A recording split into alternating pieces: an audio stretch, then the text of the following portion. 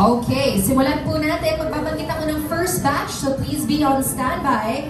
Starting with Romel Gonzalez, Jeff Fernando, Robert Requintina, and Rose Garcia. Ngayon po simulan natin from Pep, Romel Gonzalez. Yes, hello.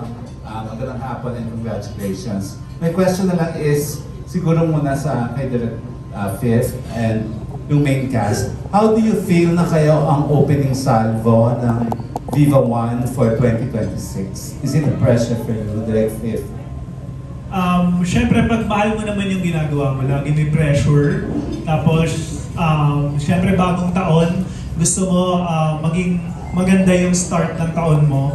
And maganda yung mabigay mo sa mga fans na lalo na very iconic and very loved itong novel na to, which is yung My Husband is a Mafia Boss. So, may pressure, pero excited din at the same time.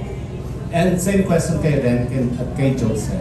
Pressure ba na kayo ang unang handog ng Viva One for 2026? And follow up lang, first team up niya, di ba? Yeah, first team. Ayun, kumusta working with each other for the first time?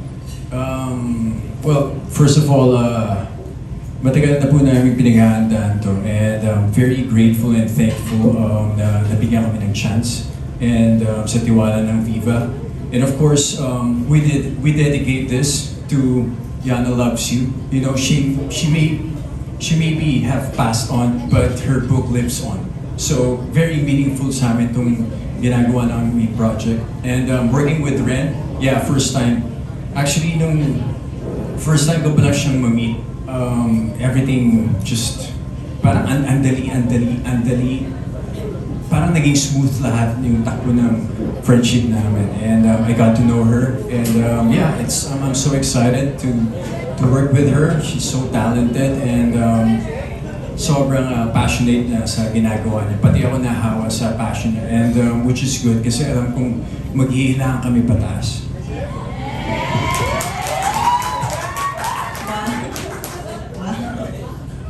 Ako po, sobra po akong kinakabahan talaga. As in last year pa. Actually, September pa lang. Alam ko na po. And sobra po ako nagpapasalamat sa mga boss dahil pinagkatiwala po nila sa akin to. And of course, sa lahat po ng mga tao, sa mga supporters, sa mga araw-araw nagko-comment na si Amy, dapat si Ren. Ang laki pong tulong nun. Kasi actually, doon po sila nag-base sa inyo po. Nag-base sila sa kung sino pipiliin nila, sa kung anong sinasabi ng mga tao. Nakinig po talaga ang Viva sa inyong lahat. So maraming salamat po. And of course, super excited. Mas nangingibaw po yung excitement kesa kaba. And here we go. Working with Joseph Ren for the first time, kumusta? Actually po, nung meet and greet namin, nagulat din po ako na hindi po ako ganun kanahirapan na mag-connect sa kanya. Kasi lahat po talaga napansin na parang, first time mo ba talagang magkakilala? Bakit close ko agad? Parang ganun po. Kasi iba yung pakiramdam kapag magaan yung aura and energy ng isang tao. And na-feel ko po yun kay Joseph. So hindi po ako nahirapan. And I guess makakatulong po yun sa magiging rapport and connection namin on screen na I think nag-work naman po. So we're so excited and marami kayong dapat abangan. I'm telling you guys, marami kayong dapat abangan. We're so excited. Thank you. Ayun, salamat and congratulations, guys. Thank you po. Thank you so much. And moving on to the Daily Tribune, let's hear from Jeff Fernando. Hello po.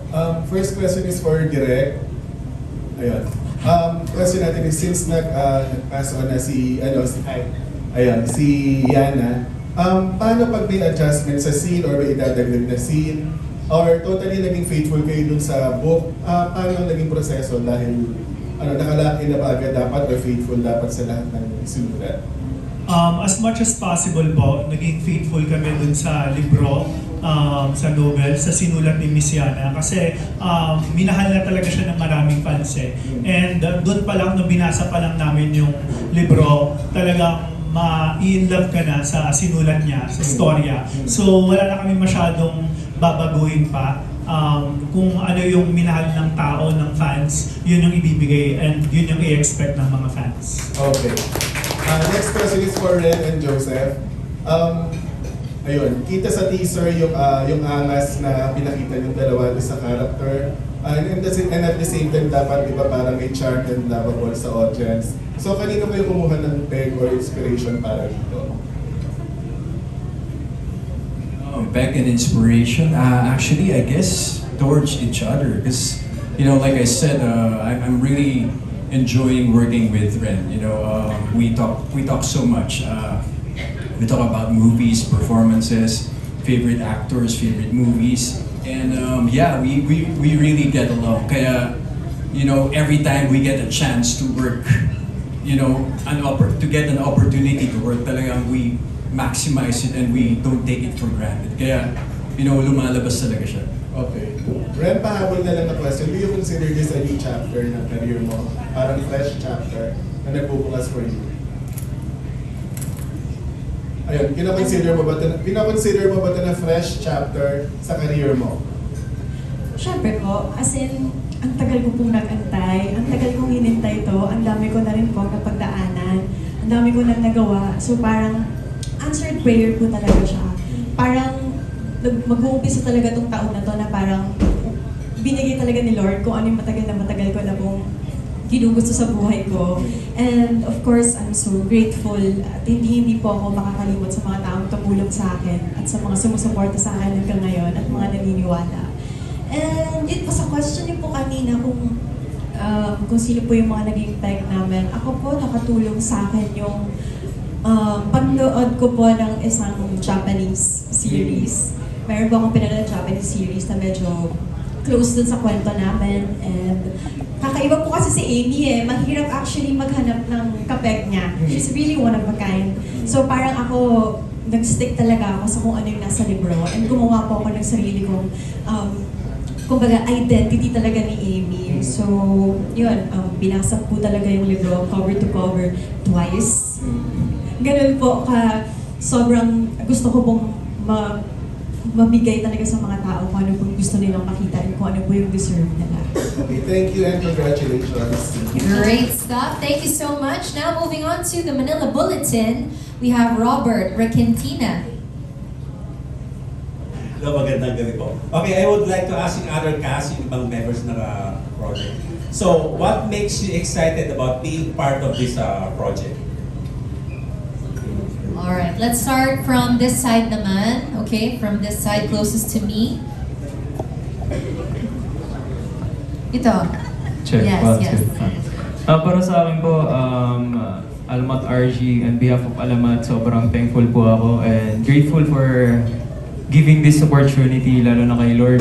Maraming salamat po. And ayun po, sobrang kinakabahan and gusto ko lang din gawin yung best ko for this project. And para, ayun, nasabi nila, para maipakita yung Jacob Lee na hinahanap nila.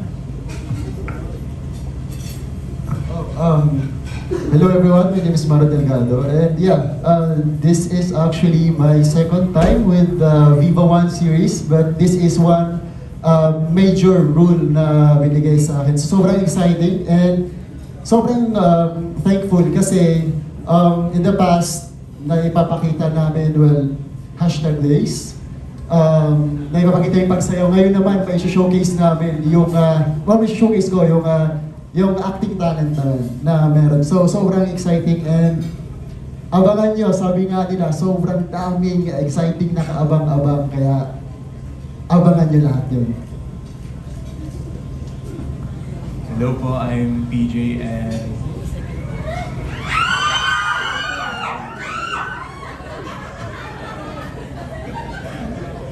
ay tulad din naman sinabi ni Joseph and Derek, sobrang meaningful po ng story na to, ng libro. And sobrang minahal siya ng napakadaming tao, kaya sobrang grateful ako mapasama sa isa sa mga cast. Lalo, isa din sa yung ipo-portray kong character dito is Sebastian Luric and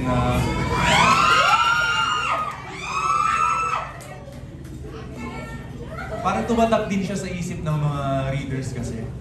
And ayun, isa to sa mga major roles na napasama ako. And like Maru, pangalawang project ko to under Viva One.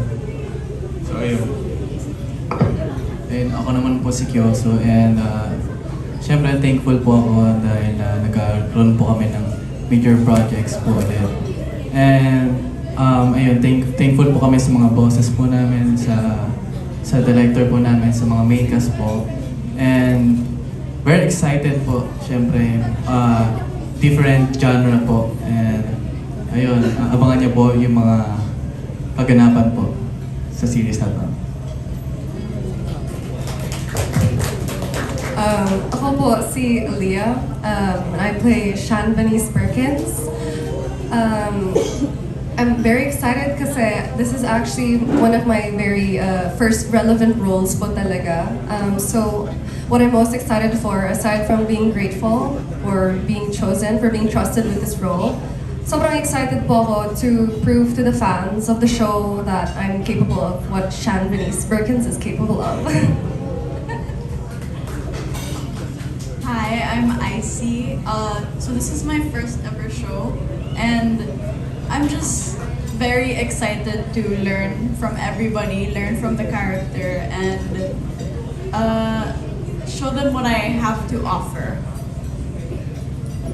Hello everyone, I'm Sarah, and I too am very grateful to be a part of this project. It really is so different from anything I've ever worked on before. It's not just romance comedy, it also has action, and it really is a blessing po to be a part of this group of talented actors po, and it's very different po kasi with my character now, Amicel Cross, sobrang iba po siya sa mga past characters that I've worked on, Freya and Shira. And I also wanted to, say that it is a challenge, but it is a challenge that I'm honored to take on. And yes, that's it. Hello everyone, ako nga po pala si Dan Aquino and I'm playing the role of Louis Perkins. Masaya po akong nandito ako ngayon. Sana po kayo din, masaya din kayo lahat na nakita ko ngayon. Thankful po ako kay Lord sa mga bosses and sa main cast na po. And sa mga sumusuporta at susuporta pa lang. Marami po kayong abangan. Thank you po sa lahat. Okay, hello. So, ako nga pala si Jaime Eliana. Matagal ko nang pinaghihirapan maging artista, kaya sobrang lucky ko na nakakuha ko ng ganitong proyekto. Bata pa lang ako, pinaghihirapan ko na sumisikap na ako maging artista, kaya I'm super grateful, super excited na mapapakita ko sa inyo na kaya ko talagang maging artista katulad ng mga nandito. So now I'm gonna pass the mic to Kaiser, my good friend. Very good guy right there. Hello po, good evening. Once again, my name is Frost, and you know what? Gusto kong sinabi ni Direct Fifth kanina na kung mahalaga sa'yo, talagang may pressure. And with that being said, stepping into the world of Mafia Boss, it really is, you know what, I'll say it's big shoes to fill, and we got the balls to do it. You know, we've been preparing this since last year, and to many people, this is what got them into Wattpad. You know, this goes way, way back, and there are many, many fans, and we want to do them a service. And you know, with that said, like, we're just all very excited to be doing My Husband's a Mafia Boss. So yeah. Alright, maraming salamat po. Now, rounding off